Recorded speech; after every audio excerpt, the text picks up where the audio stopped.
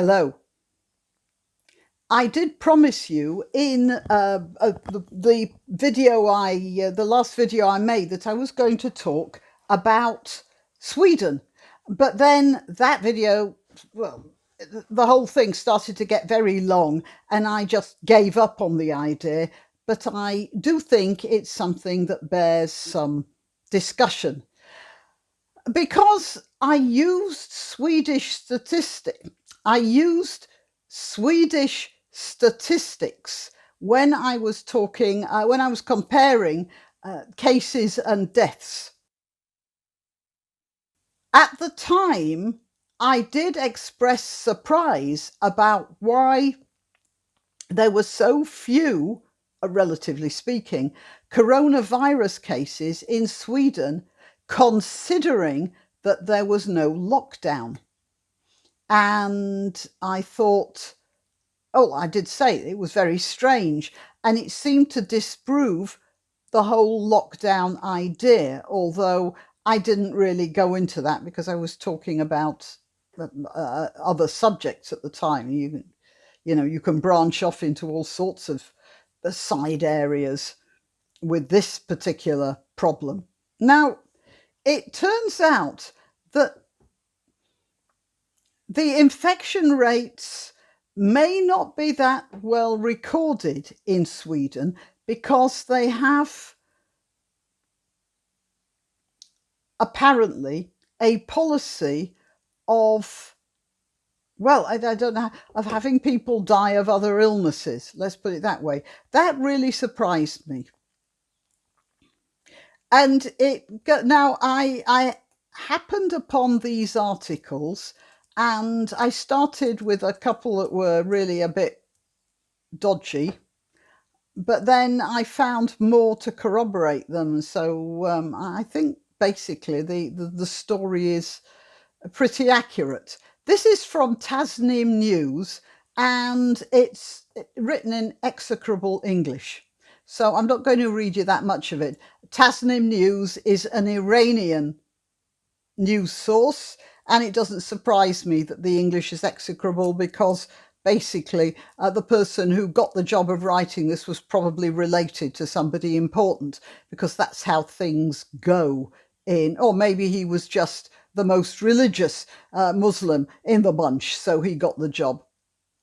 That seems to be the way things go in Iran right now. But this is what they say. Elderly coronavirus patients not receiving intensive care in Sweden, report World News Tasnim News Agency. Just as a matter of, just so you can see, I'm not being silly by saying how bad their English is. Let's just go through the first paragraph, should we? The document confirms prior stories that Swedish authorities ended up on the lookout to prioritize specific groups of folks for intense treatment who are additional, probably, to survive critical cases of the virus if or when hospital capacities are overcome.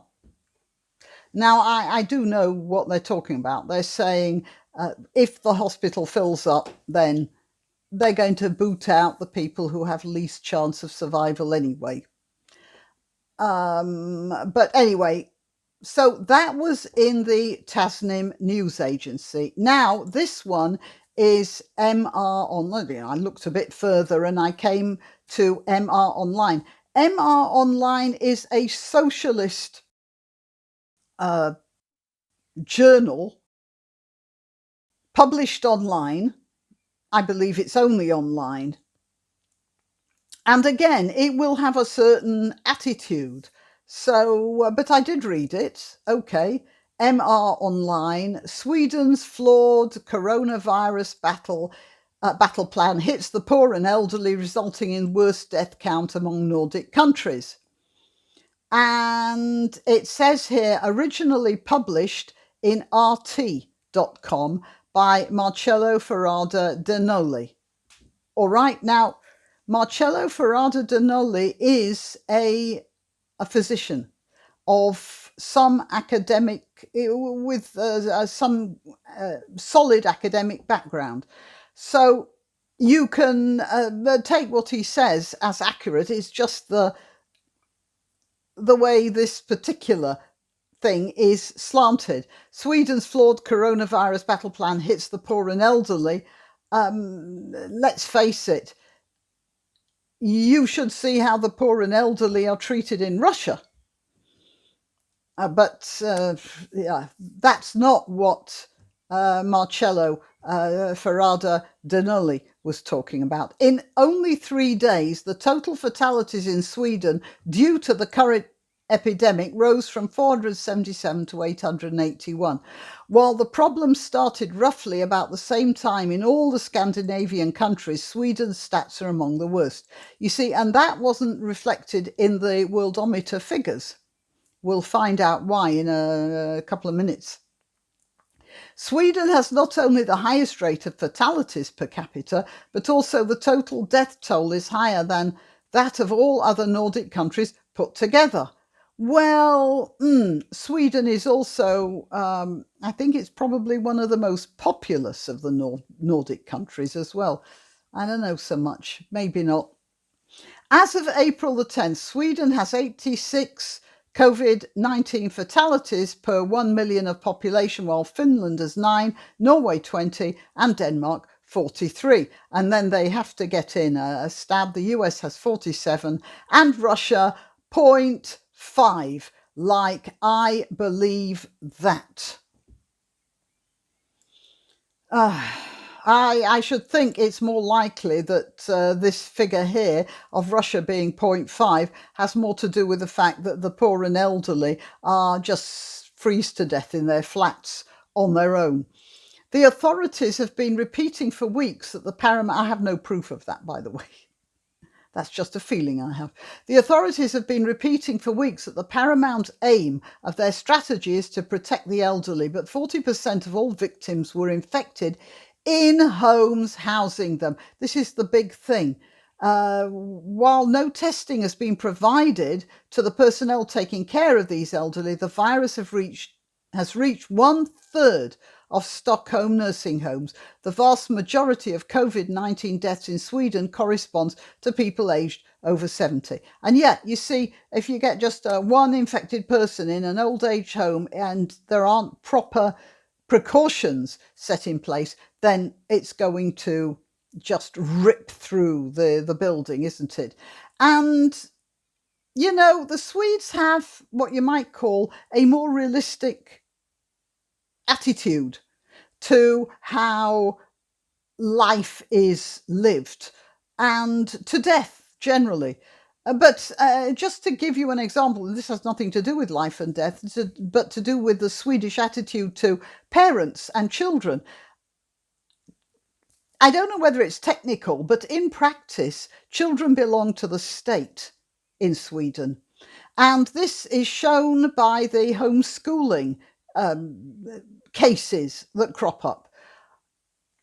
Although homeschooling is not illegal in Sweden, if a parent tries to homeschool, then various authorities will just descend upon the family and confiscate the children and arrest the parents. And this is not just the parents who are in Sweden, but it has been known for parents who want to homeschool their children or who don't like the sort of schooling their kids are getting. They have been arrested in the airport or at the borders. So it's not like Sweden is saying, oh, well, we don't like homeschooling and you can't do it here. But if you want to leave, well, that's your business. No, they will actually arrest you and confiscate the children. This has happened. I don't have any links right now. It's just something I know about, but maybe I'll try and find a link or two and put it in the description. So you see, the Swedes have a different attitude to the responsibility and the power of the state anyway. Now it says here, areas in Stockholm inhabited mainly by immigrants with lower socioeconomic status are overrepresented overrepresented among those infected by the virus. It's the worst in Rinkeby-Kista, the suburb referred to by Trump in his renowned quote, "Look what happened last night in Sweden," which exhibits the highest rate per capita, 48 per 10,000. In social privileged areas, e.g. Kungsholmen, it is only 9 cases per 10,000. On March the 16th, an independent organisation of Somali physicians revealed that at least 6 out of 15 fatalities that occurred in Stockholm were of Somali origin. Well, they might get it more frequently, but that doesn't mean to say they're not going to be treated. And that will come up in a minute. But certainly the older people aren't going to be treated. And it did occur to me that a lot of old people are complaining in Sweden that they're not getting the social care that they expected when they paid their very heavy taxes all their working lives, in the expectation that they would be comfortably looked after when they were old and infirm. There have been some television adverts in Sweden showing people of obvious immigrant background elbowing old ladies out the way in their rush to get to the handout desks in government offices. And so there's a certain amount of dissatisfaction, let's put it that way. And it occurred to me that if all these old people died, there would be less dissatisfaction. It would certainly benefit the social security system, whether it was planned or not. Further measures detrimental to the elderly's odds partly consist in new instructions to doctors as to how to prioritise the selection of patients. Clearly, patients of a biological age 80 or over should not be prioritised. The same regarding people 70 to 80 who have a significant disease in more than one organ, and people aged 60 to 70 who have similar failure in more than 2 organ systems should be not prioritised for intensive care. The above rules are to be applied in situations where there are not enough critical beds. Well, look, obviously that's going to happen anywhere, but maybe not as an official policy, which is obviously what this article is saying it is. Even if authorities have now made efforts to increase bed availability, Sweden was, according to EU statistics, the country in Europe with the lowest number of curative care beds in hospitals. Local mainstream media reported that during the 90s, Sweden dismantled most parts of their field hospitals, which had been kept in case of major catastrophes. Well, yeah, that's happened all over the place. Now, let's see this one. Now, this one is Breitbart. I actually trust Breitbart. So this is what Breitbart has to say. So I was checking on the MR Online, that's from RT. Basically, usually good, but with a Russian slant, obviously. The Tasmin News, well, just terrible English, but they were actually reporting something that seems to be happening. And here we've got Breitbart saying the same thing, which means I think it's almost certainly correct. Sweden, elderly coronavirus patients will not be prioritised for ICU. A document from the Karolinska University Hospital in Stockholm has revealed that Wuhan coronavirus patients over 80 and those over 60 with multiple organ failure will not be given priority for intensive care. The document confirms prior reports that Swedish authorities were looking to prioritise certain groups of people for intensive care who are more likely to survive severe cases of the Chinese virus if or when hospital capacities are overwhelmed. This is sort of interesting, isn't it? Because we've got here an American outlet and they're referring to it as the Chinese virus, the Wuhan coronavirus, whereas RT kept away from that. Along with patients over the age of 80, those 60 to 70 who have multiple organ failures would also be moved out of intensive care. Now, this is the important bit so far as I am concerned, because I did express surprise when I looked at the statistics. When I went through the statistics in a previous video, it seemed that Sweden had very low cases, a very low number of cases, even though they weren't following a lockdown. And I did say that looks, I didn't say it was suspicious. I thought it seemed to imply that a lockdown doesn't help. But I did question it.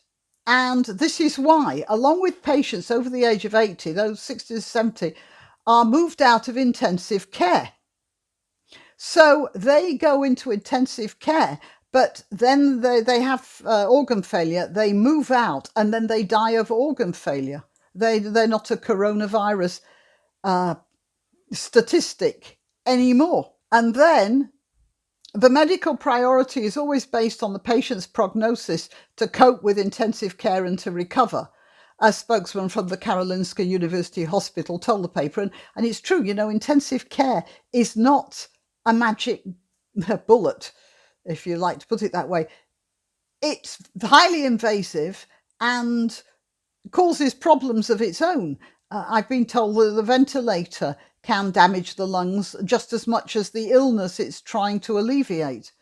So you have to be relatively strong to withstand what they do to you in ICU.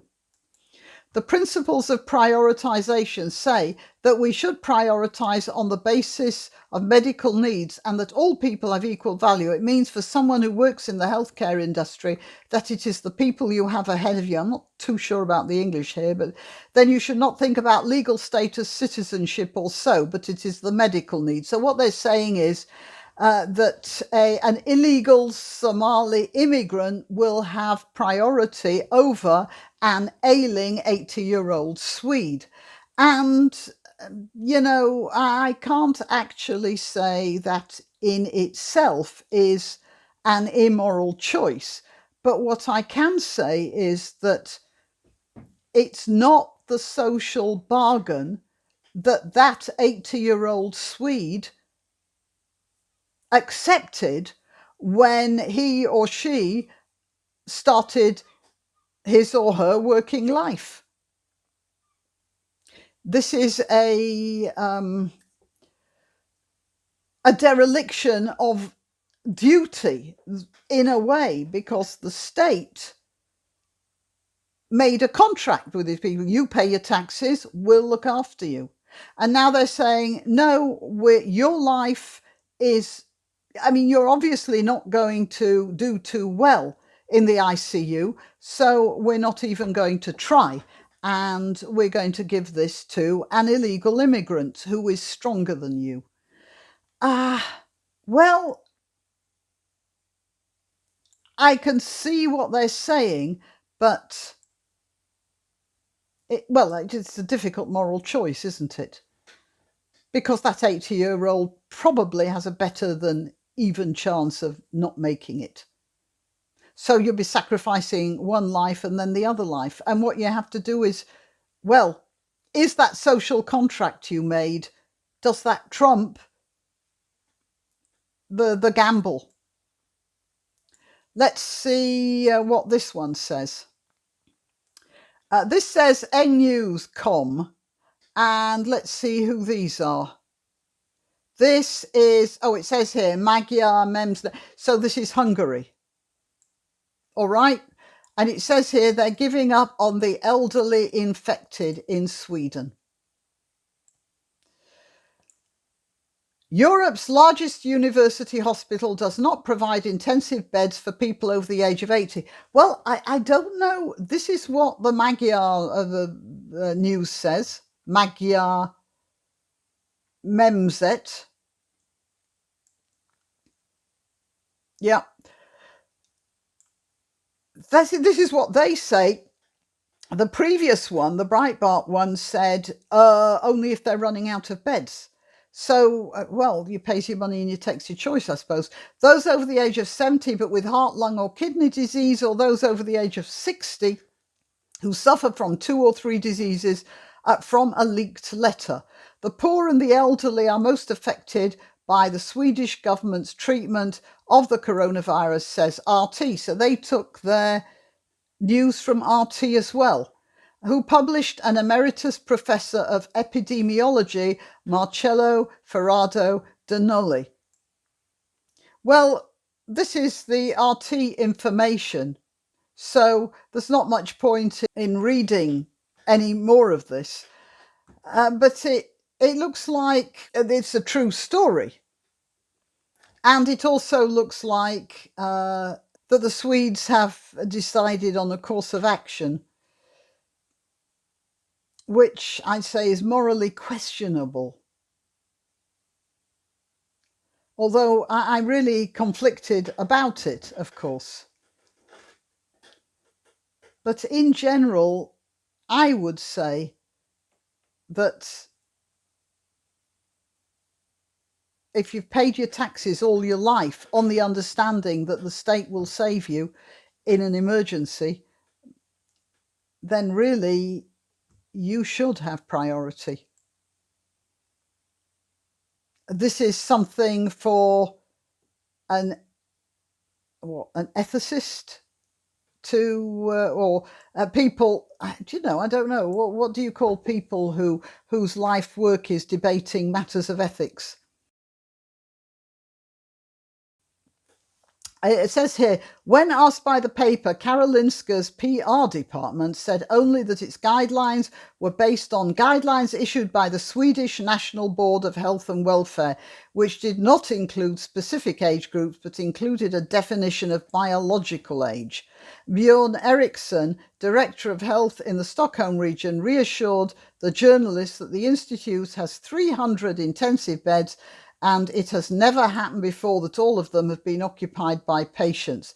Currently, only 90 such beds are occupied. Well, that sounds good. The previous article said they don't have that many, so we'll have to see how that pans out, won't we? But it does raise an interesting ethical problem, doesn't it? Okay. If you want to donate or contact, the information will be rolling over the Graniopteryx as I speak. Please like, subscribe and share because it does help with the algorithm. If you visit my channel on YouTube and one day discover that I've disappeared without warning, you'll still find me on BitChute or Minds. Just go to either of those platforms and do a search for Graniopteryx. If you're already watching this on BitChute or Minds, good for you. Meanwhile, if you're watching this on YouTube, remember that you must keep checking the subscribe and bell icons because occasionally they reset.